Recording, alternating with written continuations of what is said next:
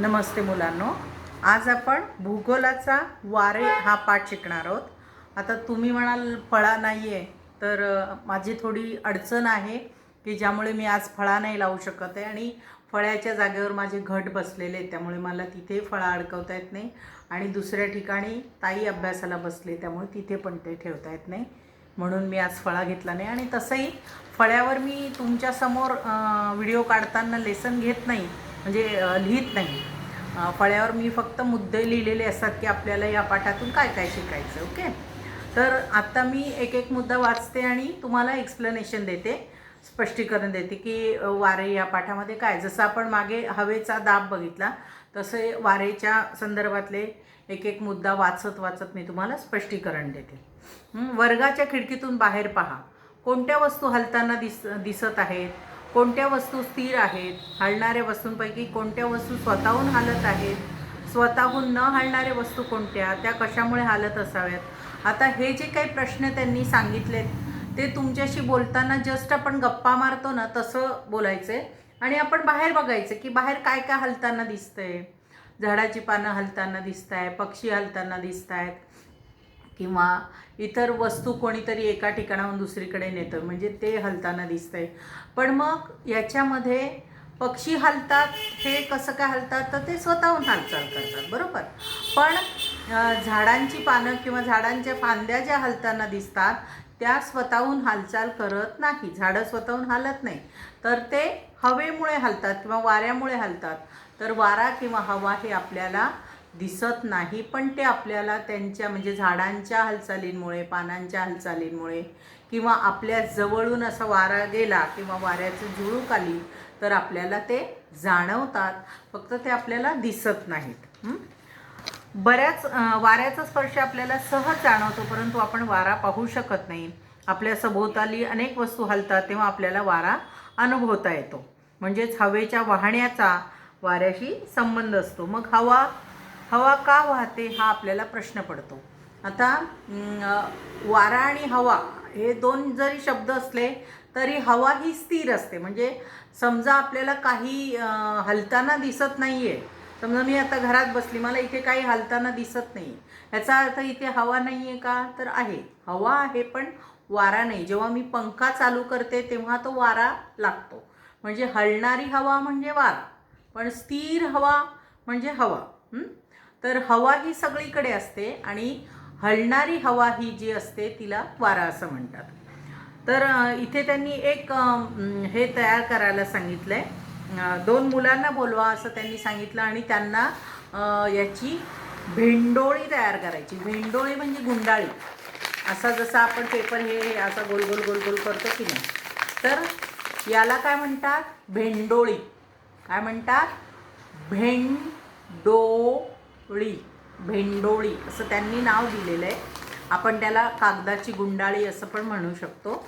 आणि त्यांनी सांगितलं की हे पेपरचं गुंडाळी करायची आणि टेबलवरती ठेवायचं, आणि एका मुलाने काय करायचं, असं सरकवायचं, आणि एकाने काय करायचं, वहीने किंवा पुस्तकाने आपण वारा घालतो की नाही, वाऱ्याने सरकवायचं, असं सरकवायचं. तर तुम्हाला काय वाटतं, कोणाचा लवकर पुढे जाईल? कोणाचं जाऊ शकतो? फुंकर मारणाऱ्याचं जाईल की हवा घालणाऱ्याचं जाईल? बरोबर आहे, हवा घालणाऱ्याचंच पुढे पुढे जाणार आहे, कारण हवा ही जरा जोरात येणार ना, तिचा वेग जास्त असेल किंवा जोर जास्त असेल, त्या मानाने आपण जी फुंकर मारतो ती हवा किती जोर लावला तरी ती सावकाशच येते, त्यामुळे तो फरक आपल्याला जाणवतो. आता हे त्यांनी प्रयोग करायला सांगितले ते आहे जे मी आता तुम्हाला बोलली तेच इथे लिहिलेलं आहे की कागदाची भेंडोळी कोणाची लवकर जाणार, कोणाची उशिरा जाणार. तर जो फुंकर मारतोय त्याची उशिरा जाणार, जो हवेने कागदाने किंवा वहीने हवा घालणार त्याची लवकर जाणार आहे. आता पुढे दिलंय, पृथ्वीवर हवेचा दाब एकसमान नसतो हे आपण शिकलो. जास्त दाबाच्या पट्ट्याकडून कमी दाबाच्या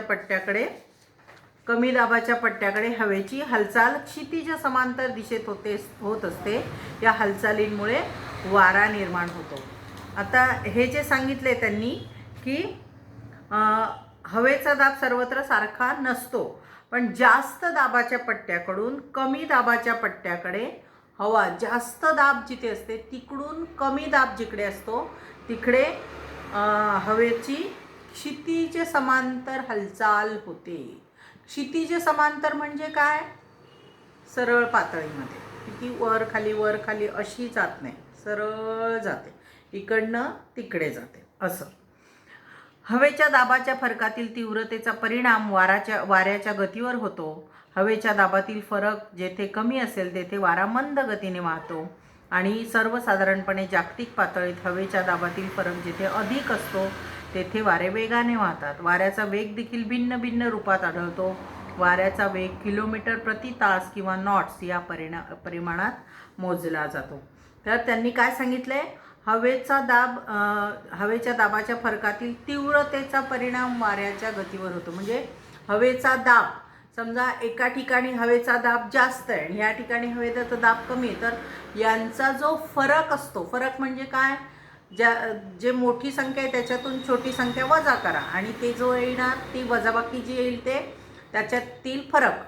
तर हवेचा दाब जिथे जास्त आहे आणि जिथे कमी आहे याचा परिणाम त्या वाऱ्याच्या गतीवर होतो. आणि ज्या ठिकाणी समजा आता ही जी लेवल असेल की इथला दाब आणि इथला दाब हा याच्यातला फरक मोजला तर इकडनं जे वारे वाहणार आहे त्याची गती कमी असेल, त्या मानाने हा दाब असलेला आणि हा दाब असलेला याच्यातला फरक जास्त असल्यामुळे इकडे वाऱ्याची गती ही जास्त असते. वाऱ्याचा वेग हा जास्त असतो आणि वाऱ्याचा वेग हा किलोमीटर प्रति तास किंवा नॉट्स या एककामध्ये मोजतात. इथपर्यंत समजले?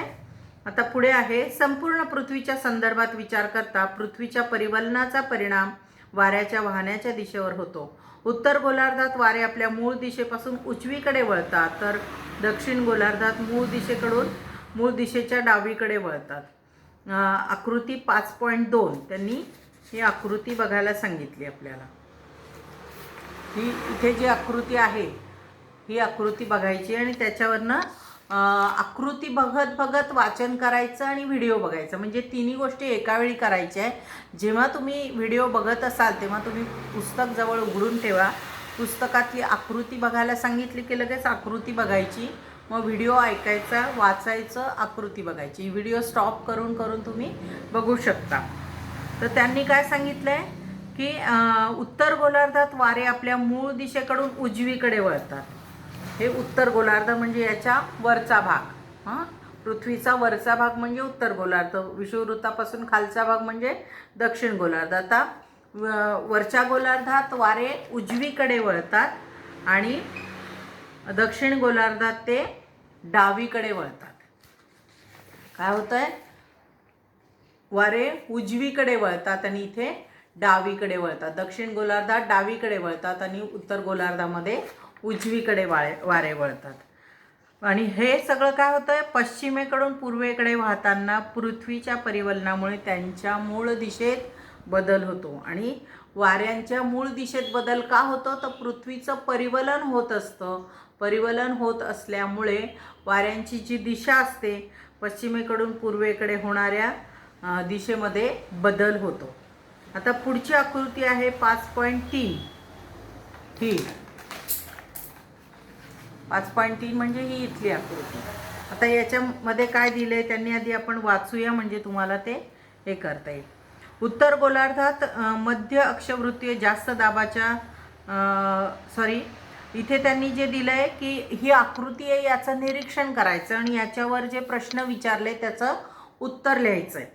म्हणजे आकृतीचं आधी नीट निरीक्षण करा की आकृतीमध्ये काय दिलेले आहे. तर विषुववृत्तीय कमी दाबाचं म्हणजे पृथ्वीचा गोल दिला आहे त्याचं विषुववृत्तीय कमी दाबाचा पट्टा, नंतर वरच्या भागामध्ये मध्य अक्षवृत्तीय जास्त दाबाचा पट्टा अशी. तर त्यांनी काय सांगितलं आहे की ह्या आकृतीचं निरीक्षण करायचं. आता मी तुम्हाला पृथ्वीच्या गोलावरती अंदाजे तुम्हाला दाखवते. अगदी परफेक्ट ते येणार नाही कारण हा गोल छोटा आहे आणि तिथे ते दिलेलं नाही आकृतीसारखं, तिथे त्या रेषा नाही, पण तुम्हाला अंदाज येईल की हे विषुववृत्त आहे, बरोबर. मग हा विषुववृत्ताच्या जवळचा भाग म्हणजे 0 अंश ते 5 अंशापर्यंत उत्तरेला आणि 0° ते 5° दक्षिणेला, दक्षिण गोलार्धात, उत्तर गोलार्धात जो आहे तो कमी दाबाचा पट्टा आहे. विषुववृत्तीय कमी दाबाचा पट्टा. आणि त्याच्या वरच्या भागात गेलो आपण तर तिथे काय आहे, मध्य अक्षवृत्तीय जास्त दाबाचा पट्टा, मध्य अक्षवृत्तीय जास्त दाबाचा पट्टा. आता ही जर आकृती तुम्ही बघितली, 5.3 आकृती बघितली तर त्याच्यामध्ये फिक्कट निळा रंग आहे तो कमी दाबाचा पट्टा आहे, डार्क निळा रंग आहे तो जास्त दाबाचा पट्टा आहे. तर ते वरती पण आहे, खाली पण आहे. आलं लक्षात? आता त्यांनी काय सांगितलं हे आकृतीचं नीट निरीक्षण करा आणि मग प्रश्नांची उत्तरे घ्या.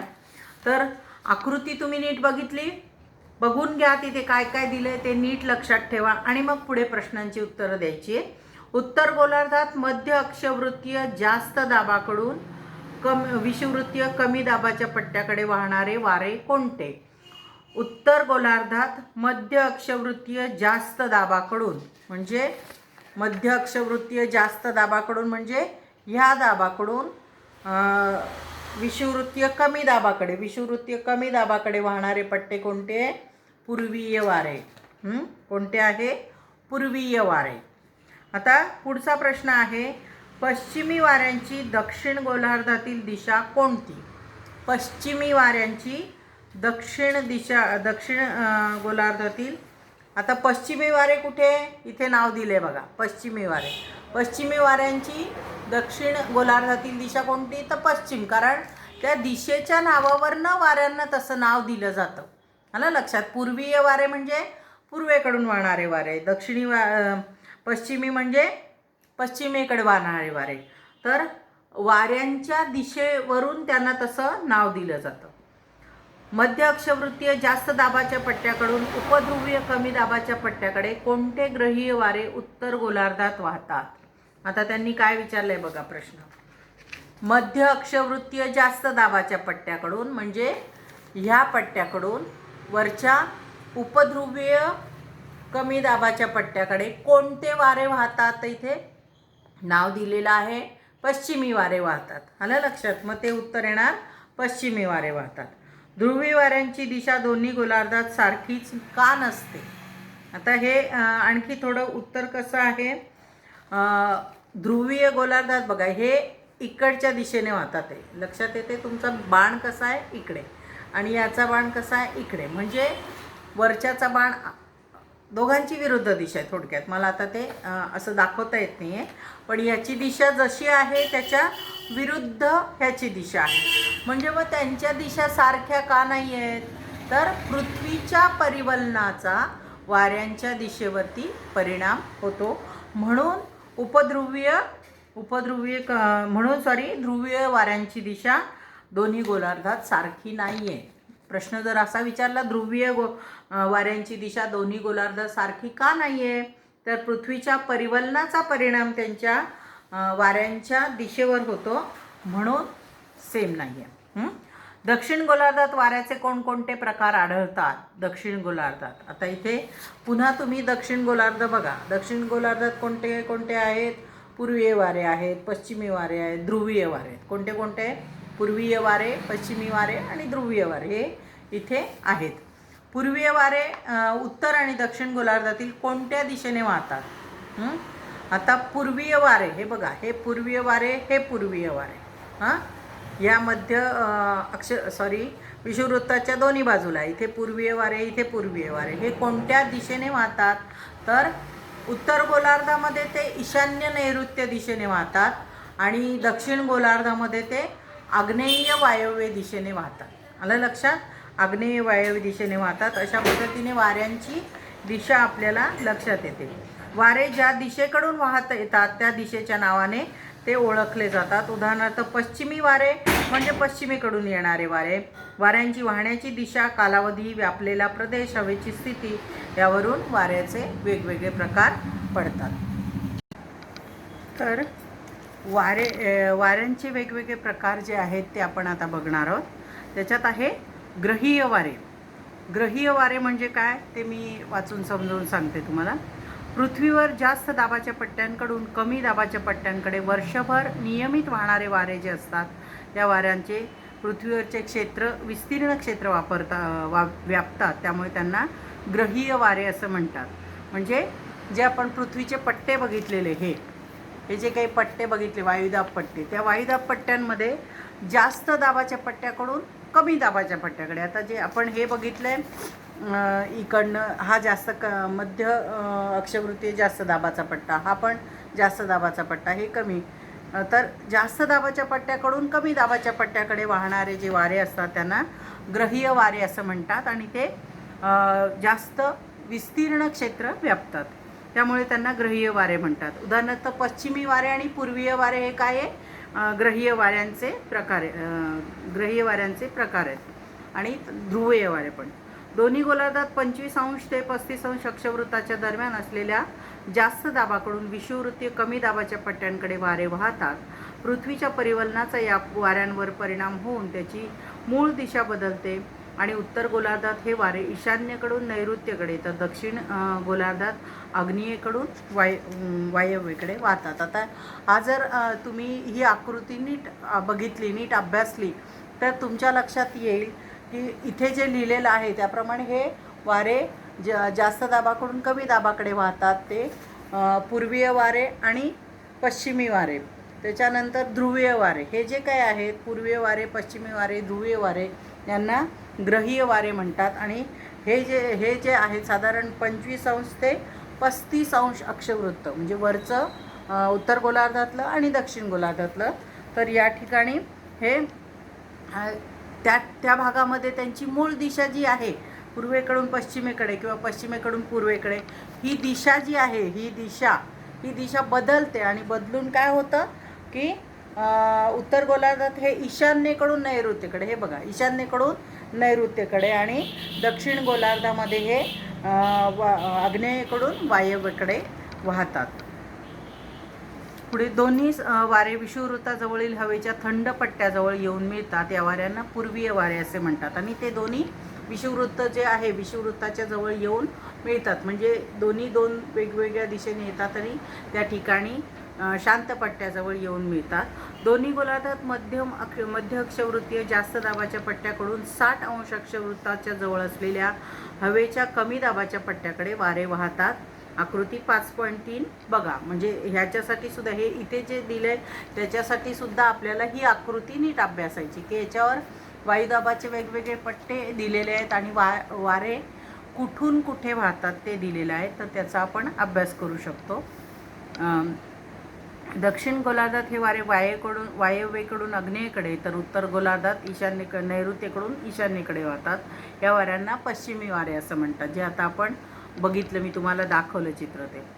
दोन्ही गोलार्धात ध्रुवीय जास्त दाबाच्या पट्ट्याकडून उपध्रुवीय कमी दाबाच्या पट्ट्याकडे जे वारे वाहतात त्यांना ध्रुवीय वारे म्हणतात. म्हणजे आणि पुढे जे आहेत की कमी दाबाच्या पट्ट्याकडून जास्त दाबाच्या पट्ट्याकडे, सॉरी उलटं बोलली मी, उपध्रुवीय जास्त दाबाच्या पट्ट्याकडून ध्रुवीय कमी दाबाच्या पट्ट्याकडे हे वारे वाहतात. म्हणजे शेवटच्या ज्या आकृतीमध्ये शेवटचे जे ध्रुवीय वारे दाखवले ते तुम्ही बघा, म्हणजे ते कसे वाहतात ते तुमच्या लक्षात येईल. आता पुढे एक माहिती दिली की हे तुम्हाला माहीत आहे का? दक्षिण गोलार्धात वारे अतिशय वेगाने वाहतात. दक्षिण गोलार्धात जलभाग जास्त आहे. या गोलार्धात भूपृष्ठाचा उंच सकलपणाचा अडथळा नाही. कोणत्याही प्रकारचे नियंत्रण नसल्यामुळे दक्षिण गोलार्धात वारे उत्तर गोलार्धापेक्षा जास्त वेगाने वाहतात. आणि त्यांचं स्वरूप पुढील प्रमाणे, जे पृथ्वीचा गोलार्ध तुमच्या लक्षात आलं असेल की विषुववृत्ताच्या खालच्या भागात म्हणजे दक्षिण भागामध्ये, दक्षिण गोलार्धामध्ये काय असतं? पाण्याचं प्रमाण जास्त असतं. म्हणजे पाण्याचं प्रमाण जास्त कारण हिंदी महासागर आहे, तर महासागर म्हटल्यावरती पाणी जास्त आणि तिथे डोंगर दऱ्या भूभाग नाही आहे, भूभाग कमी आहे. त्यामुळे फक्त दक्षिण अमेरिकेचा भूभाग आहे, बाकी ह्या भागामध्ये तर तो नाही आहे. त्यामुळे काय होतं आहे की दक्षिण गोलार्धामध्ये मॅक्झिमम भाग जो आहे तो जलभाग आहे आणि त्यामुळे काय होतं, सलग वाऱ्यांना व्हायला सोपं पडतं आणि त्यामुळे जलद वेगाने ते वारे वाहतात. त्यांना अडथळा निर्माण करणारे डोंगर दऱ्या वगैरे असं नाही आहे. त्यामुळे तिथे वारे जास्त वेगाने वाहतात आणि मग तिथे जास्त वेगाने वारे वाहतात, त्यामुळे त्यांना वेगवेगळ्या प्रकारे त्यांचं स्वरूप असतं. तर ते कसं असतं बघूया. 40 अंश दक्षिण अक्षांशापलीकडे हे वारे अतिशय वेगाने वाहतात. या वाऱ्यांना गरजणारे 40 असं म्हणतात. आता 40 अंश अक्षवृत्त, तर हे लक्षात येईल. ही ते 35 अंश आहे, बरोबर. 35 अंशाच्या आणखी खाली 40 अंश. तर 40 अंश अक्षवृत्तापासून पुढे जे आहे दक्षिण गोलार्धाचं म्हणते मी, उत्तर गोलार्धाचा संबंध येत नाही. तर दक्षिण गोलार्धामध्ये 40 अंश अक्षवृत्ताच्या भागामध्ये जे वारे वाहतात ते अतिशय वेगाने वाहतात. त्यांना काय म्हणतात? गरजणारे 40. गरजणारे म्हणजे काय की त्याचा प्रचंड आवाज येतो, त्या वाऱ्यांच्या वाहण्याचा प्रचंड आवाज येतो, त्यामुळे त्याला गरजणं म्हणजे काय? आवाज खूप मोठा, म्हणून त्याला गरजणारे म्हणतात. पुढे आहे 50 अंश अक्षांशाच्या भागात हे वारे वादळाच्या वेगाने वाहतात. त्यांना खवळलेले 50 असं म्हणतात. म्हणजे प्रत्येकाची जी वाऱ्याची वाहण्याची पद्धत आहे किंवा जी काही ज्या पद्धतीने ते वारे वाहतात त्यानुसार त्यांना नाव देण्यात आलेलं आहे. 40 अंशाच्या पलीकडे जे वारे वाहतात त्यांचा आवाज खूप होतो म्हणून त्यांना म्हणतात गरजणारे वारे.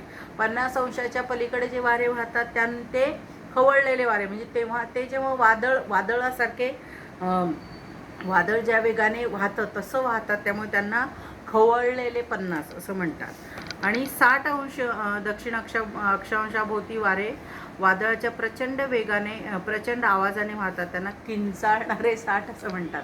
जे साधारण खवळणं, आवाज मोठ्याने ओरडणं, गरजणं, याच्यापेक्षा किंचाळणं म्हणजे आणखी काहीतरी भयानक. तर 60 अंश अक्षवृत्ताच्या दक्षिण भागामध्ये, दक्षिण गोलार्धामध्ये 60 अंश अक्षवृत्ताभोवती जे वारे आहेत ते त्यांचा आवाज इतका प्रचंड असतो की किंचाळणं म्हणजे माहिती आहे का, की समजा एखादी गोष्ट बघून, एकदा भयानक प्रसंग बघितला आणि आपण कानावर हात ठेवतो आणि मोठ्या आवाजात ओरडतो की नाही, त्याला म्हणतात किंचाळणं. तर असे किंचाळणं म्हणजे एवढे त्या आवाज, म्हणजे त्या वाऱ्यांचा एवढा प्रचंड आवाज असतो की जणू काही कोणीतरी किंचाळतं, इतकं ते भयानक वाटतं, आणि म्हणून त्याला म्हटलंय किंचाळणारे 60. तर अशा पद्धतीचे वारे वाहतात कुठे? दक्षिण गोलार्धामध्ये. पण त्यांनी पुढे प्रश्न विचारला आहे की उत्तर गोलार्धात 40 अंश, 50 अंश आणि 60 अंश अक्षांशाच्या भागात वाऱ्याचे स्वरूप असे का नाही आढळत? तर तुमच्या लक्षात घ्यायचं की उत्तर गोलार्ध म्हणजे अक्षवृत्ताच्या वरचा भाग, विषुववृत्ताच्या वरचा भाग. तर वरच्या भागामध्ये जमिनीचा पोर्शन जास्त आहे, जलभाग कमी आहे. म्हणजे समुद्र आहे, नाही असं नाही, पण समुद्राचं प्रमाण जे आहे ते कमी आहे. त्या मानाने काय म्हणतात, आपला आशिया खंड, युरोप खंड हे सगळे वरच्या भागात येतात. उत्तर अमेरिका खंड म्हणजे वरच्या भागामध्ये भूभाग हा जास्त आहे, जलभाग हा कमी आहे. त्यामुळे सलग वेगाने वाहणारे वारे नाही आहेत, कारण ते वारे कुठेतरी अडवले जातात, डोंगर, दऱ्या, जमीन याच्यात ते अडवले जातात. त्यामुळे त्यांचा जो वेग आहे त्याला प्रतिबंध येतो, आणि म्हणून अशा प्रकारचे जे वारे आहेत की दक्षिण गोलार्धात जसे वारे आपल्याला आढळतात तसे वारे आपल्याला उत्तर गोलार्धात आढळत नाही. म्हणजे जर तुम्हाला जरा डोके चालवा किंवा याच्यासाठी तो प्रश्न विचारू शकतात, तर तुम्ही हे उत्तर देऊ शकता. स्थानिक वारे म्हणजे काय? तर काही वारे कमी कालावधीत व विशिष्ट प्रदेशात निर्माण होतात, तुलनेने मर्यादित क्षेत्रात वाहतात, ते स्थानिक वारे. जे वारे ज्या प्रदेशात वाहतात त्यांना त्या हवामानावर त्यांचा परिणाम झालेला दिसून येतो, आणि हे वारे निरनिराळ्या प्रदेशात वेगवेगळ्या नावांनी ओळखले जातात. आता स्थानिक हे शब्दच आपल्याला सांगतं की स्थानिक वारे म्हणजे काय, की ज्या ठिकाणी जसे वारे आहेत त्या ठिकाणाला तसं वारं म्हणतात. तो उदाहरणार्थ आपण जर म्हणतो की नाशिक थंड हवेचं ठिकाण आहे, का म्हणतो असं?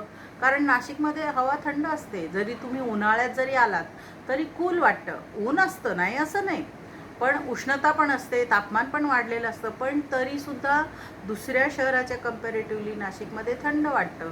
म्हणजे तसंच ज्या ठिकाणी जशा प्रकारचे वारे वाहतात त्या ठिकाणाला त्या वाऱ्यांना त्या ठिकाणानुसार नाव दिलं जातं, आणि त्या ठिकाणाभोवतीच तेवढं असतं म्हणून ते मर्यादित स्वरूपाचं असतं, म्हणून त्याला स्थानिक वारे असं म्हणतात.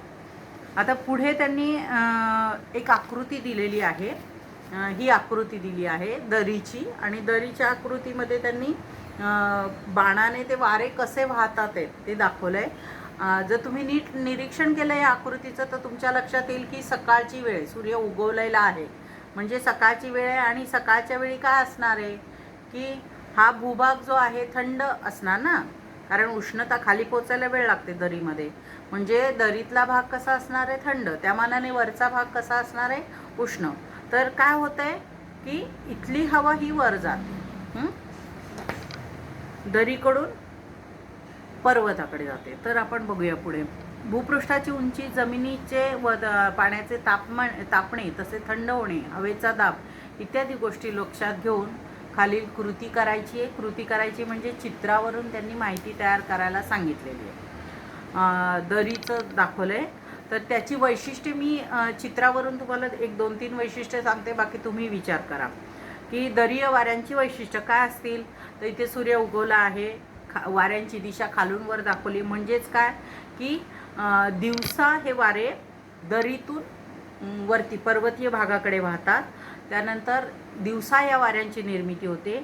नंतर ते थंड असतात आणि हवेचा दाब दरीच्या भागात जास्त असतो, कारण ते वारे थंड असतात. आलं लक्षात. आता त्यांनी पुढे दिलं आहे की पुढे उलटं सांगितलं आहे. म्हणजे इथे मोकळी जागा दिली आहे आणि त्याच्यावरती चित्र काढायला सांगितलं आणि इथे माहिती दिलेली. जशी तुम्हाला मगाशी माहिती लिहायला सांगितली, चित्र बघून माहिती लिहायला सांगितली, आता माहिती ऐकून चित्र काढायचं. इथे माहिती काय दिलेली आहे.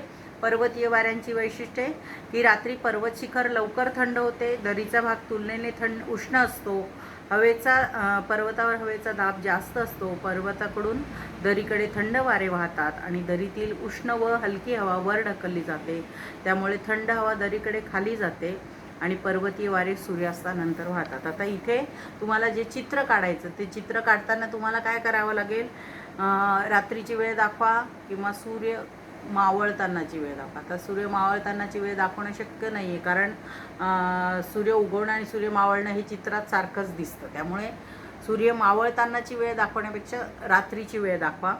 आणि दरीचा भाग तुलनेने उष्ण असतो. का उष्ण असतो? कारण खोल म्हणजे उंची जी आहे ती खोलगट भाग असतो तो, त्यामुळे तिथे उष्णता उशिरा पोचते. म्हणजे ती दरी उशिरा गरम होते, पण मग थंड होताना पण ती उशिरा थंड होते. त्यामुळे संध्याकाळच्या वेळेनंतर खऱ्या अर्थाने ती दरीचा भाग कसा असतो, उष्ण झालेला असतो. आणि पर्वतावर हवेचा दाब जास्त असतो. कारण काय होतं की रात्री ही जमीन जी सूर्य मावळल्यानंतर काय होतं, पर्वतीय भागातली जी जमीन आहे ती थंड होते, त्या मानाने दरीच्या भागातली जमीन थंड व्हायला वेळ लागतो.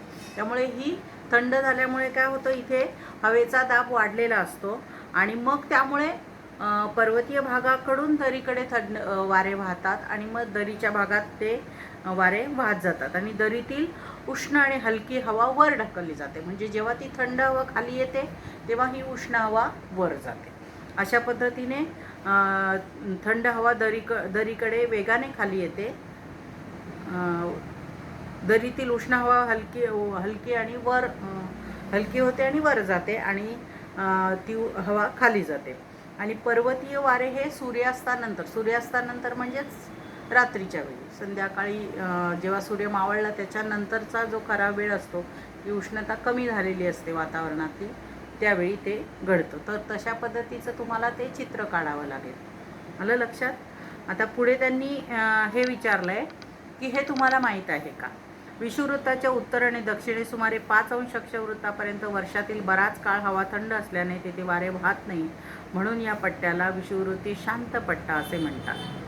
आता विषुववृत्तीय पृथ्वीचा गोलार्ध, त्याच्यामध्ये आपण हा पट्टा जो बघितला मगाशी आकृतीमध्ये, की हा जो पट्टा आहे विषुववृत्ताच्या जवळचा 0 ते 5 अंश उत्तर आणि 0 ते 5 अंश दक्षिण या भागातला तो पट्टा. तर ह्या पट्ट्यातली हवा वर्षातील बराच काळ शांत असल्याने वारे वाहत नाहीत. म्हणजे काय की तिथे जे आपण म्हणतो ना की पृथ्वीच्या परिवलनाचा परिणाम त्याच्यावर होत असतो, त्यामुळे त्या भागामध्ये कमी दाबाचा पट्टा निर्माण झालेला असतो आणि तिथे कमी दाबाचा पट्टा हा जवळपास कायम असतो, त्यामुळे तिथे वारे वाहत नाहीत. जनरली वारे काय होतात, जास्त दाबाच्या पट्ट्याकडून कमी दाबाच्या पट्ट्याकडे वाहतात, पण हा कमी दाबाचाच पट्टा निर्माण झालेला असतो आणि इथे हे होत नाही, बदल होत नाही. त्यामुळे त्याला काय म्हणतात, विषुववृत्तीय शांत पट्टा. आणि कर्कवृत्त आणि मकरवृत्ताच्या 25° उत्तर आणि 25° आणि ते 35° उत्तर आणि दक्षिण अक्षवृत्ताच्या दरम्यान जास्त दाबाचा पट्टा असतो. हा पट्टा शांत आहे म्हणून याला अश्व अक्षांश असे म्हणतात. मकरवृत्त आणि कर्कवृत्त आणि मकरवृत्त. तर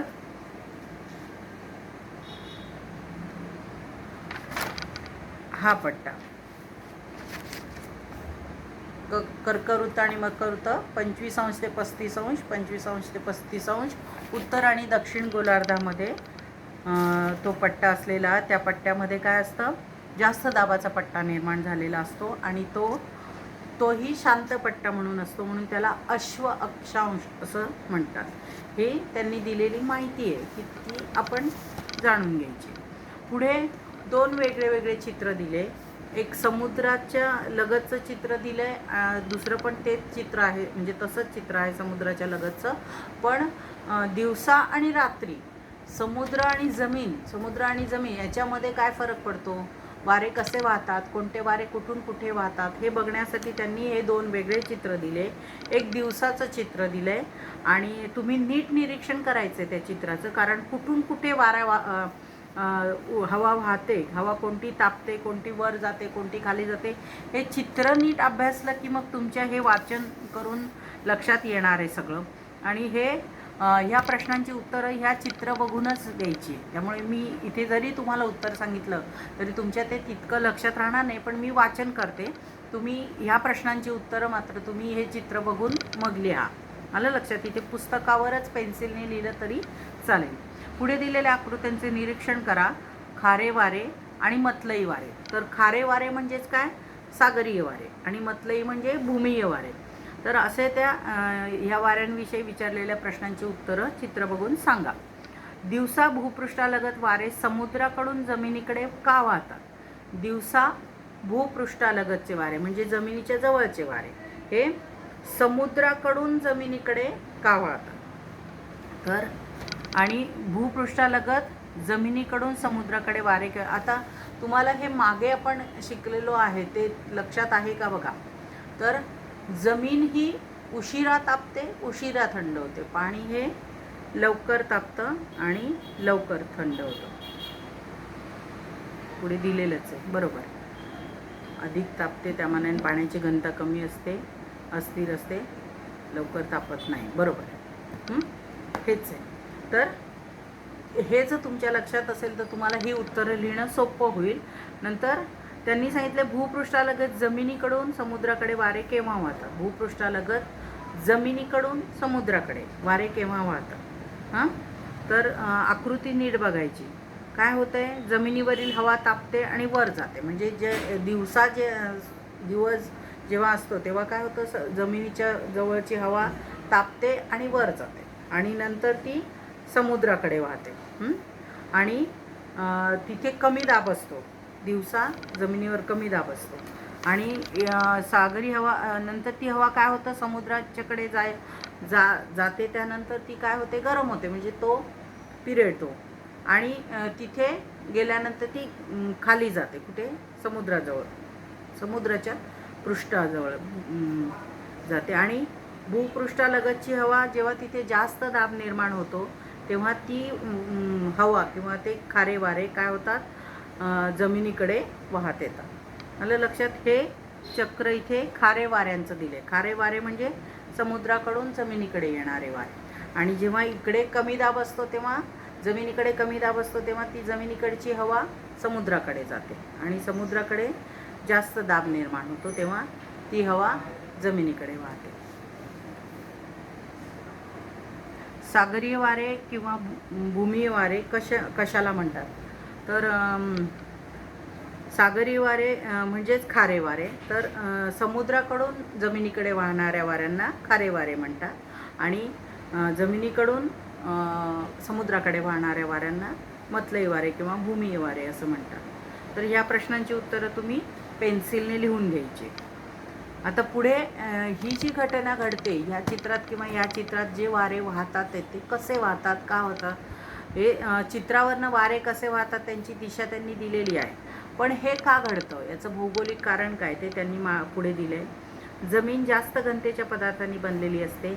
जमीन स्थिर व अपारदर्शक असते, त्यामुळे उष्णतेचे वहन जलद गतीने होते व जास्त प्रमाणात होते. म्हणून जमीन अधिक लवकर तापते. म्हणजे जमीन लवकर तापते, लवकर तापते आणि उशिरा थंड होते. आता जमीन जास्त घनतेची म्हणजे घनता म्हणजे काय, त्या पदार्थामध्ये असलेले सगळे कणांचं अस्तित्व म्हणजे त्या पदार्थाची घनता. तर जमीन ही जास्त घनतेची असते आणि त्यामुळे काय असते, जमीन स्थिर आणि अपारदर्शक असते. त्यामुळे उष्णतेचं वहन पटपट होतं, जलद गतीने होतं. बरोबर, म्हणजे सूर्याची उष्णता आली, त्या कणांमध्ये एका कणाने दुसऱ्याला तिसऱ्याला अशी ती ट्रान्सफर होत जाते. बरोबर, म्हणजे उष्णता शोषून घेतली जाते आणि ती सगळीकडे पसरते. म्हणून जमीन ही जलद गतीने तापते आणि जास्त प्रमाणात तापते. म्हणून जमीन अधिक लवकर तापते. त्या मानाने पाण्याची घनता कमी असते. पाणी अस्थिर आणि पारदर्शक असते. आता आपण काय शिकलोय की प्रत्येक पदार्थ हा कणाकणांनी बनलेला असतो. तर जमिनीचं म्हणजे समजा तुम्ही माती घेतली तर माती किंवा दगड किंवा हे जे काय आहे हे स्थायू पदार्थ आहे. स्थायू पदार्थातले जे कण असतात ते खूप जवळ असतात. त्या मानाने पाणी हे काय, द्रव पदार्थातले जे कण असतात त्याच्यामध्ये थोडं अंतर असतं, म्हणजे आणि ते अस्थिर असतात. म्हणजे हे जेवढे कण जवळ असतात बारीक तेवढे हे लांब कण म्हणजे अणू हे जे जवळ असतात हे अणू लांब असतात. त्यामुळे आणि हे प्रवाही पदार्थ, प्रवाहिता त्याचा गुणधर्म आहे, त्यामुळे अस्थिर असतं ते. आणि त्यामुळे काय होतं, पाणी लवकर तापत नाही. परिणामी जमीन आणि सागरी भागातील हवेच्या दाबात फरक पडतो. आता ही जर जमीन लवकर तापते त्यामानाने पाणी उशिरा तापतं आणि मग त्यामुळे काय होतं, यांच्या दाबामध्ये फरक पडतो. जेव्हा जमिनीवर कमी दाब असतो तेव्हा सागरावर जास्त दाब असतो, आणि जेव्हा जमिनीवर जास्त दाब असतो तेव्हा सागरावर कमी दाब असतो. हे जे काही आपण आता ह्या चित्रामध्ये बघितलं तसंच हे आहे. दिवसा समुद्राच्या पाण्यापेक्षा किनारी भागातील जमीन लवकर आणि जास्त प्रमाणात तापते. मी आता सांगितलंच तुम्हाला की जमीन ही लवकर आणि जास्त प्रमाणात तापते. तेथील हवाही जास्त तापते, त्यामुळे हवेचा दाब कमी राहतो. साहजिकच आहे की उष्णता वाढली तर हवेचा दाब कमी होतो. समुद्राचे पाणी उशिरा तापते आणि समुद्रावरील हवा कमी तापते, त्यामुळे हवेचा दाब जास्त असतो. जसं इथे जास्त उष्णता आहे, हवेचा दाब कमी आहे. इथे कमी उष्णता आहे, हवेचा दाब जास्त आहे. त्यामुळे समुद्रातील हवा कमी तापते आणि हवेचा दाब जास्त असतो. दिवसा समुद्राकडून जमिनीकडे वाहणारे वारे त्याला खारे वारे म्हणतात. आता आपण काय शिकलोय की जास्त दाबाकडून कमी दाबाकडे हवा किंवा वारे वाहतात. तर दिवसा काय असतं की जमीन तापलेली असते, त्यामुळे इथे कमी दाब असतो आणि पाणी त्या मानाने थंड असतं, त्यामुळे इथे दाब जास्त असतो. त्यामुळे समुद्राकडून जमिनीकडे वारे वाहतात, तर त्याला म्हणतात खारे वारे. आणि इथे रात्री काय होतं, समुद्रापेक्षा जमीन थंड असते. मग समुद्रापेक्षा जमीन थंड असतो, त्यामुळे जमिनीचा जमिनीवर हवेचा दाब जास्त असतो, त्यामुळे जमिनीकडून समुद्राकडे वारे वाहतात आणि त्यामुळे काय होतं, त्याला भूमीय किंवा मतलई वारे म्हणतात. हवेचा दाब जमिनीकडे जास्त असतो आणि समुद्राकडे कमी असतो. कधी, रात्रीच्या वेळी. पुढे याशिवाय विविध प्रदेशातील विशिष्ट परिस्थितीत वारे वाहतात. ते वारेसुद्धा स्थानिक वारे म्हणून ओळखले जातात. उदाहरणार्थ फॉन, चुनूक, गोरा, लू इत्यादी वारे आहेत. आता हे आपण बातम्यांमध्ये वगैरे वाचलेले, जसं वादळांचं नाव वाचलेलं तसंच हे वाऱ्यांची पण नावं आपण ऐकलेली आहेत. तर हे त्या ठिकाणी वाहणारे जे वारे आहेत त्यांना वेगवेगळ्या नावं दिलेली असतात. वेगवेगळ्या ठिकाणी वाहणाऱ्या वाऱ्यांना त्या ठिकाणानुसार नावं दिलेली असतात. आणि इथे जो टेबल दिला आहे, तक्ता दिलेला आहे, हा तक्ता दिलेला आहे. या तक्त्यामध्ये काय सांगितलं आहे की त्या प्रत्येक वाऱ्याचं नाव दिलं आहे. वाऱ्याचं स्वरूप म्हणजे काय की हा वारा कसा वाहतो, म्हणजे जोरात वाहतो, तो कोरडा आहे का बाष्पयुक्त आहे, थंड आहे, उष्ण आहे, कसा आहे, हे त्याचं स्वरूप दिलं आहे. आणि वैशिष्ट्य आणि प्रभाव क्षेत्र, की हे वारे साधारण कोणत्या वेळी वाहतात, कसे वाहतात, म्हणजे हळू वाहतात, जोरात वाहतात, किंवा कोणत्या भागापर्यंत वाहतात, किती दूरपर्यंत वाहतात, जवळ वाहतात, असं जे स्वरूप आहे, प्रभाव क्षेत्र आहे ते दिलेलं आहे. तर लू वारे जे आहेत ते उष्ण आणि कोरडे वारे आहेत. ते उत्तर भारतीय मैदानी प्रदेशात उन्हाळ्यात बहुतेक दुपारी वाहतात आणि वारे थराच्या वाळवंटी प्रदेशाकडून येतात. आता हे फक्त तुम्ही वैशिष्ट्य लक्षात ठेवा. का, जर तुम्हाला असा प्रश्न विचारला की लू वाऱ्यांचे वैशिष्ट्य आणि प्रभाव क्षेत्र लिहा, तर तुम्हाला हे जे उत्तर आहे हे लिहावं लागेल. त्या हिशोबाने प्रत्येक वारं आणि त्याचं वैशिष्ट्य हे लक्षात ठेवा. सिमुम वारे जे आहे ते उष्ण आणि कोरडे आणि विनाशकारी. विनाशकारी म्हणजे काय, की ज्याच्यामुळे काहीतरी नुकसान होतं, काहीतरी लोकांना म्हणा, जनावरांना म्हणा, किंवा झाडांना, शेतांना त्रास होतो, असे विनाश करणारे, ते विनाशकारी. ते साधारण सहारा आणि अरेबिया वाळवंटातून अतिशय वेगाने वाहतात आणि हे शक्तिशाली असल्यामुळे विध्वंसक असतात. विध्वंसक म्हणजे घरं उद्ध्वस्त करून टाकतात. घरं म्हणजे छतं उडून जातात घरांची, प्राण्यांना हानी होते, किंवा झाडं कोसळतात. हे असं ते विध्वंसक असतात.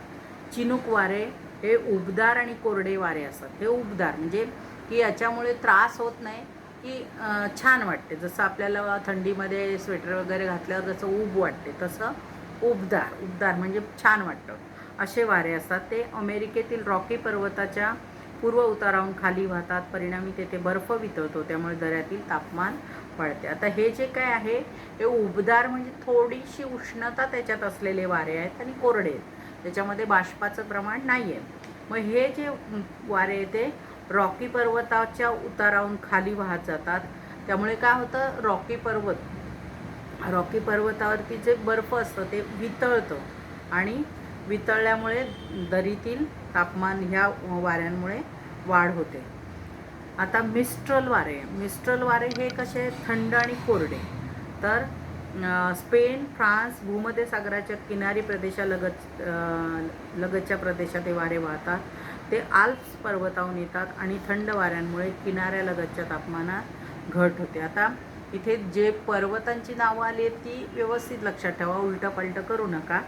मिस्ट्रल वारे हे आल्प्स पर्वताहून येतात, तर चिनूक वारे हे रॉकी पर्वताहून येतात, आणि आल्प्स पर्वताहून येतात. आणि हे थंड वाऱ्यांमुळे हे वारे कसे, थंड आणि कोरडे, त्यामुळे किनाऱ्यालगतच्या तापमानात घट होते. जनरली तुम्हाला लक्षात येत असेल की किनारी भागात जे वारे असतात ते हे असतात, म्हणजे थोडे उष्ण, आणि त्याच्यामध्ये बाष्पाचं प्रमाण जास्त असतं, त्यामुळे गरम होतं. तुम्हाला लक्षात येतं का, मुंबईला आपण जर गेलो तर अगदी गरम होतं आपल्याला. का, तर तिथली जे हवामान किंवा तिथे जे वाहणारे वारे आहेत ते कसे बाष्पयुक्त आणि उष्ण आणि बाष्पयुक्त असं असतं. त्यामुळे जेव्हा हे वारे वाहत येतात तेव्हा तिथल्या तापमानात घट होते आणि थंडावा निर्माण होतो थोडा. बोरा वारे हे थंड आणि कोरडे आहे. हे पण आल्प्स पर्वताहून येतात आणि इटली देशाच्या किनारी भागाकडे वाहतात. पाम्पेरो हे थंड आणि कोरडे वारे आणि दक्षिण भागातील पंपास गवताळ प्रदेशात वाहतात. आणि फॉन हे वारे उष्ण आणि कोरडे आणि आल्प्स पर्वताच्या उत्तर भागात वाहतात. अशा पद्धतीने ह्या वाऱ्यांचं वैशिष्ट्य दिलेलं आहे आणि प्रभाव क्षेत्र की कोणत्या ठिकाणी ते वाहतात ते दिलेलं आहे. आता पुढचा प्रकार आहे हंगामी वारे किंवा मोसमी वारे. जमीन आणि पाणी यांच्या ऋतूनुसार कमी अधिक तापण्यामुळे मोसमी वारे निर्माण होतात. उन्हाळ्यात मोसमी वारे समुद्राकडून जमिनीकडे आणि हिवाळ्यात जमिनीकडून समुद्राकडे वाहतात.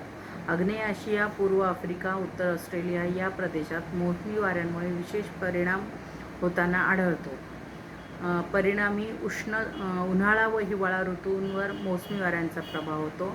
या वाऱ्यांच्या प्रभावामुळे भारतीय उपखंडात उन्हाळा, हिवाळा याशिवाय पावसाळा, मान्सून परतीचा काळ असे ऋतू होतात.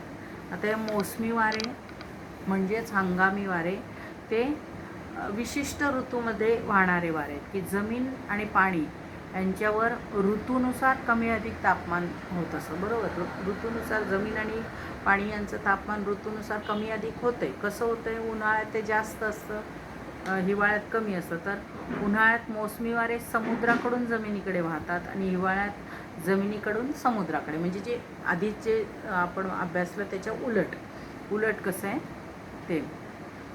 की उन्हाळ्यात मोसमी वारे समुद्राकडून जमिनीकडे वाहतात आणि हिवाळ्यात जमिनीकडून समुद्राकडे वाहतात.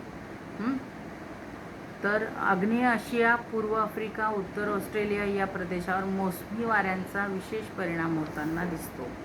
आग्नेय आशिया, पूर्व आफ्रिका, उत्तर ऑस्ट्रेलिया या प्रदेशांवर.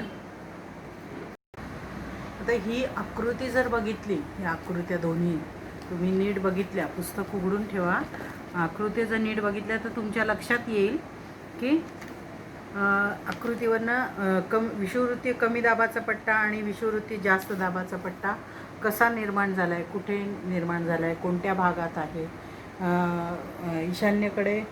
ईशान्य मोसमी वारे, आग्नेय वारे कसे वाहतात ते, कुठून कोणत्या दिशेला वाहतात हे आकृतीवरनं तुमच्या नीट लक्षात येईल.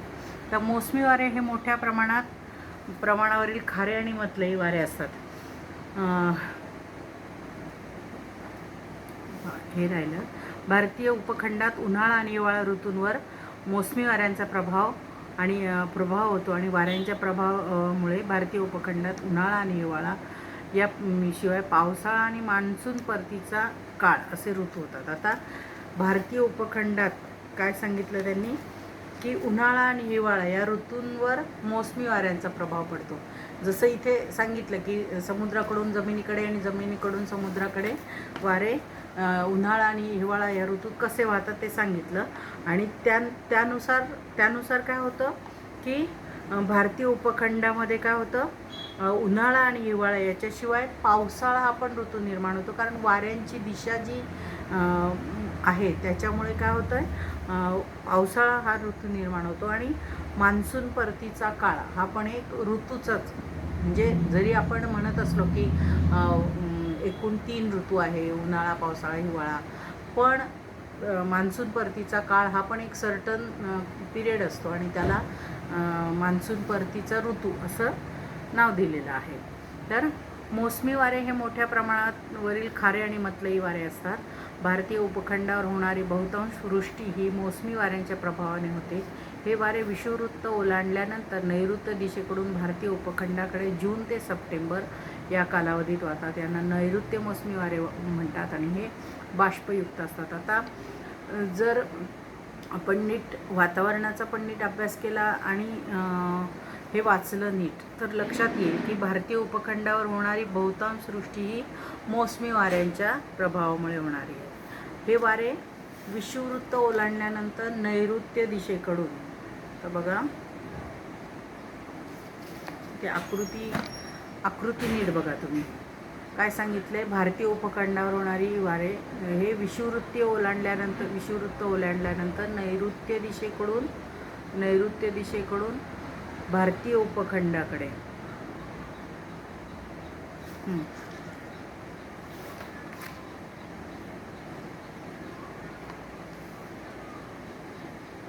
आकृतीमध्ये दाखवलं नैऋत्य दिशेकडून वाहणारे वारे. नैऋत्य दिशेकडून भारतीय उपखंडाकडे वाहणारे वारे आहेत आणि यांना नैऋत्य मोसमी वारे असं म्हणतात. म्हणजे या दिशेकडून इकडे वाहतात, नैऋत्य दिशेकडून वाहतात म्हणून त्यांना नैऋत्य मोसमी वारे म्हणतात. आणि हे कसे असतात, बाष्पयुक्त असतात. म्हणजे ह्या वाऱ्यांमध्ये बाष्पाचं प्रमाण जास्त असतं, त्यामुळे ते वाहत जातात भारतीय उपखंडाकडे आणि त्याच्यामुळे त्या वाऱ्यांमुळे तिथे पाऊस पडतो. तर सप्टेंबर ते डिसेंबर या दरम्यान विषुववृत्तालगत हवेच्या कमी दाबाचे क्षेत्र निर्माण झाल्यामुळे भारतीय उपखंडाकडून विषुववृत्ताकडे वारे वाहू लागतात. त्यांना ईशान्य मोसमी वारे म्हणतात. आता ही जर आकृती बघितली दुसरी तर त्याच्यात त्यांनी जे सांगितले की सप्टेंबर ते डिसेंबर या दरम्यान काय होतं, इथे कमी दाबाचा पट्टा आणि विषुववृत्तीय कमी दाबाचा पट्टा निर्माण होतो आणि त्यामुळे ईशान्येकडून खालच्या दिशेने ईशान्येकडून आग्नेयेकडे भारतीय उपखंडाकडून विषुववृत्ताकडे वारे वाहतात.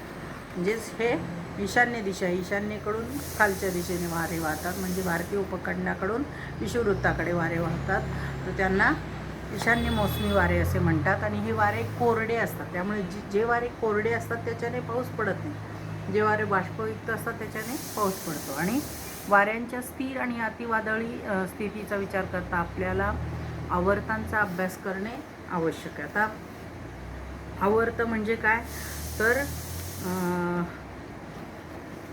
वाऱ्यांची वाहण्याची दिशा कशी आहे त्याचा इथे आपल्याला अभ्यास करावा लागणार आहे. कारण वाऱ्यांचा स्थिर आणि अतिवादळी, एकतर वारे स्थिर असतात किंवा अतिवादळी असतात. अशा स्थितीचा विचार करण्यासाठी त्याचं आवर्त कसं आहे, म्हणजे जास्त दाबाकडून कमी दाबाकडे वाहणारे वारे आहेत का कमी दाबाकडून जास्त दाबाकडे वाहणारे, तर ते जे आहे त्याचा अभ्यास करणं आवश्यक आहे.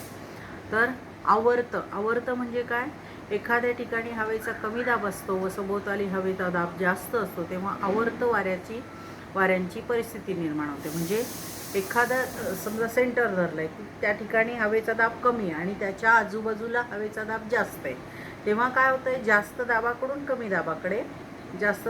कमी दाबाकडे असा वारे वाहतात. आणि ते वारे कसे वाहतात, तर वेगाने वाहतात.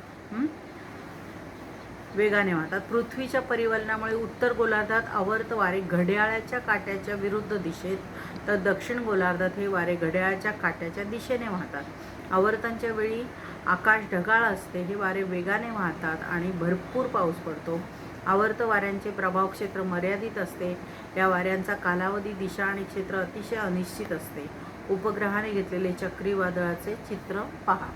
आता इथे याचं आवर्ताचं चित्र पण दिलं आहे की सेंटरला जे आहे तिथे कमी दाब आहे आणि त्याच्या आजूबाजूला जो आहे तो जास्त दाबाचं क्षेत्र आहे. मग जास्त दाबाकडून कमी दाबाकडे वारे वाहत येतात आणि त्यामुळे काय होतं, ते वारा वाहण्याची जी दिशा आहे, उत्तर गोलार्धात जी आहे घड्याळ कसं फिरतं असं, बरोबर. मग ह्या दिशेने घड्याळाच्या काट्याच्या दिशेने वाहतात, तर दक्षिण गोलार्धामध्ये उलट्या दिशेने घड्याळाच्या काट्याच्या विरुद्ध दिशेने दक्षिण गोलार्धामध्ये वारे वाहतात. आणि या वाऱ्यांचं म्हणजे आवर्त वाऱ्यांचं क्षेत्र काय असतं, अनिश्चित असतं, कुठे पडणार हे सांगू शकत नाही. प्रभाव क्षेत्र अनिश्चित असतं आणि ते वेगाने वाहणारे वारे असतात आणि कालावधी, वेग, दिशा, क्षेत्र हे त्यांचं सगळं अनिश्चित असतं. आणि चक्रीवादळ जे आहे, त्याचं उपग्रहाहून घेतलेलं हे छायाचित्र. चक्रीवादळ म्हणजे गोल गोल गोल गोल गोल गोल वाहणारे वारे आणि याचं ह्याच्यातून घेतलेलं, उपग्रहावरून घेतलेलं जे छायाचित्र आहे त्याच्यावरून आपल्याला ते कसं निर्माण होतं, कुठे निर्माण होतं ते आपल्याला कळेल. हवेची स्थिती दर्शवणाऱ्या नकाशात आवर्ताचा केंद्रभाग एल या अक्षराने दर्शवतात. आवर्त प्रणाली एका ठिकाणाहून दुसऱ्या ठिकाणी सरकते आणि आवर्तांना आपण वादळ किंवा चक्रीवादळ असं म्हणू शकतो. आवर्त म्हणजे चक्रीवादळ हे जे काही ते आवर्ताचं उदाहरण ठरू शकतं. कसं, कारण आवर्तामध्ये काय होतं आहे, वारा असा गोल गोल गोल गोल फिरतो, आपण म्हणतो की नाही, तर हे क्लॉकवाईज किंवा अँटी क्लॉकवाईज. आणि आवर्तामध्ये जे वारे वाहतात ते पण क्लॉकवाईज वाहतात किंवा अँटी क्लॉकवाईज म्हणतात. म्हणजेच घड्याळाच्या दिशेने वाहतात, घड्याळाच्या काट्याच्या दिशेने किंवा घड्याळाच्या काट्याच्या विरुद्ध दिशेने असे वाहतात. तर चक्रीवादळ हे त्याचंच एक उदाहरण आहे.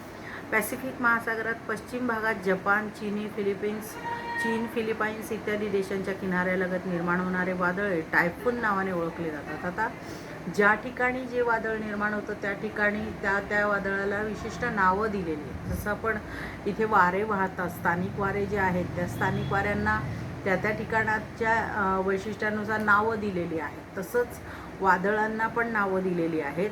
तर पश्चिम भागामध्ये जपान, चीन, पॅसिफिक महासागराचा पश्चिम भाग, जपान, चीन आणि फिलिपाईन्स यांच्या देशांच्या किनाऱ्यालगत जे वारे वाहतात त्यांना टायफून नावाचं वादळ असं म्हणतात. आणि ही वादळं जून ते ऑक्टोबर या महिन्यात निर्माण होतात. वेगाने वाहणारे वारे आणि मुसळधार पाऊस यामुळे ते विनाशकारी असतात. ते वारे खूप वेगाने वाहतात आणि काय म्हणतात त्याला, मुसळधार पाऊस पडत असतो, वारे जोरात वाहतात. त्यामुळे काय होतं, सगळीकडे खूप नुकसान होतं, म्हणजे विनाश होत असतो. आलं लक्षात. आता हे दुसरं आहे, कॅरेबियन समुद्रात निर्माण होणारे चक्रीवादळ म्हणजे हरिकेन्स. हे वादळेसुद्धा विनाशकारी असतात. वादळाच्या वेळी वाऱ्याचा वेग दर ताशी कमीत कमी 60 किमी असतो. याशिवाय समशीतोष्ण कटिबंधात आवर्त तयार होतात, त्यांची तीव्रता कमी असते आणि ते विनाशकारी नसतात. आता एक आपण बघितलं चक्रीवादळाचं उदाहरण टायफून नावाचं, दुसरं आहे हरिकेन्स. तर हरिकेन्स ही पण वादळं आहेत आणि ही विनाशकारी वादळं आहेत. पण ती कशी आहे, त्यांचा वेग ताशी 60 किलोमीटर, कमीत कमी 60 किलोमीटर असतो. म्हणजे एका तासात ते वादळ कुठपर्यंत जातं तर 60 किलोमीटरपर्यंत. म्हणजे घड्याळाच्या वेळेनुसार 1 तास, त्याच्या अंतर किती जातं 60 किलोमीटर इतकं ते जातं. आणि याशिवाय समशीतोष्ण कटिबंधात आवर्त तयार होतात, ते कमी. म्हणजे समशीतोष्ण कटिबंध म्हणजे पृथ्वीचा गोल जर आपल्या लक्षात घेतला आपण, तर विषुववृत्ताच्या जवळचा जो भाग आहे तो काय असतो उष्णकटिबंध, त्याच्या वरचा भाग जो असतो तो समशीतोष्ण कटिबंध.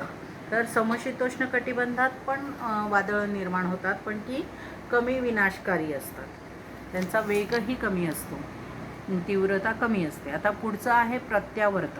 एखाद्या विशिष्ट भागात वातावरणीय परिस्थितीकडून केंद्रभागी हवेचा अधिक दाब निर्माण होतो आणि केंद्रभागाकडून वारे सभोवतालच्या प्रदेशाकडे चक्राकार वेगाने वाहत असतात. उत्तर गोलार्धात हे वारे वाऱ्याच्या घड्याळाच्या दिशेने वाहतात, दक्षिण गोलार्धात हे काट्याच्या विरुद्ध दिशेने वाहतात. प्रत्यावर्ताच्या कालावधीत निरभ्र आकाश, कमी वेगाने वाहणारे वारे, अतिशय उत्साहवर्धक हवामान असते. प्रत्यावर्ताची स्थिती बहुधा काही दिवस अथवा 1 आठवडासुद्धा असू शकते. या प्रत्यावर्त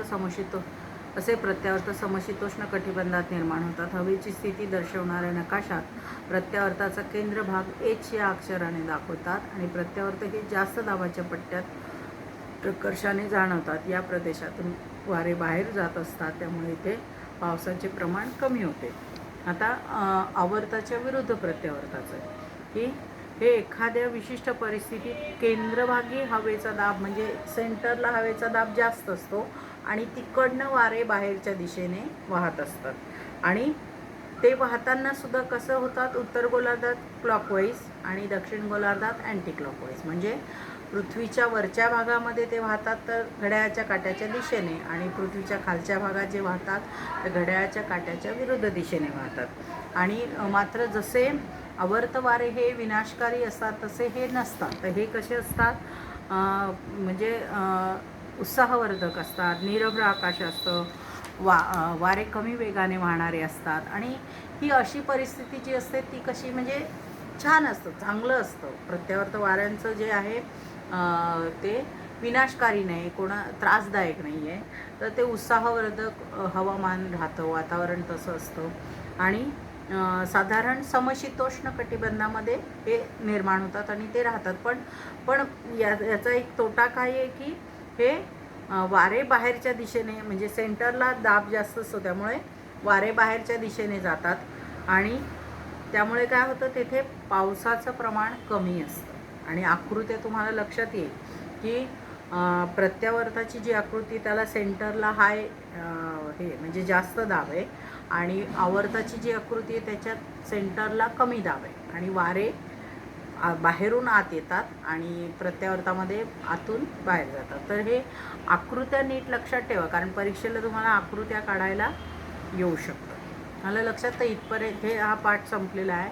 पाठाचं नीट वाचन करायचं, कारण काय होतं, कमी दाब जास्त दाब, कमी दाब जास्त, बोलता बोलता कदाचित आपलं उलटं पण होऊ शकतं. त्यामुळे नीट वाचा, नीट बघा, धडे नीट वाचून आणि व्हिडिओ नीट बघून मग तुम्ही अभ्यास करा, मग व्यवसाय पूर्ण करा. कारण चुकून घाईघाईत इकडचा शब्द इकडे लिहिला जाऊ शकतो. त्यामुळे नीट वाचा आणि पुस्तकात उत्तरं शोधून लिहा.